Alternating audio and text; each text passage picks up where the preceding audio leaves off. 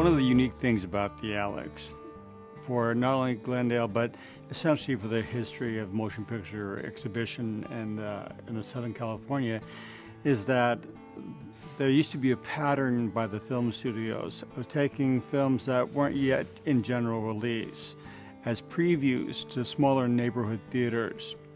Many of those smaller neighborhood theaters no longer exist, and the Alex was one of the main theaters that they used to do previews at, where they would take a film and run it, showing it to an audience.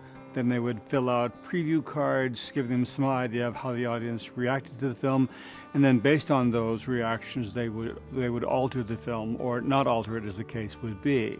So it has a long history and of that particular kind of use, and it's one of the few theaters of that type still left, as well, of course, that it's connected to the Pantages Theater, Alexander Pantages, through that particular line as well, which goes back even to vaudeville.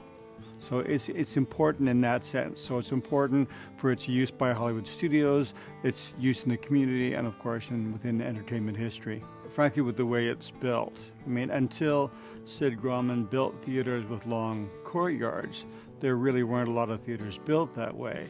But after Grauman built the Egyptian in Hollywood in '23, to have that long entrance so they could do premieres and ceremonial entrances, there weren't really a lot of theaters built that way.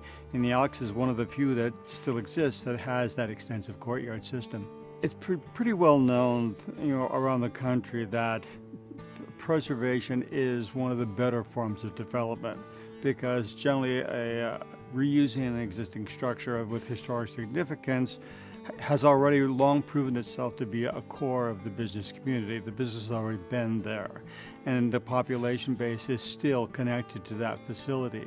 So keeping it in use with the same traditional use that it was built for provides a kind of a continuity that is a good indicator of the community's health, both arts-wise as well as financially.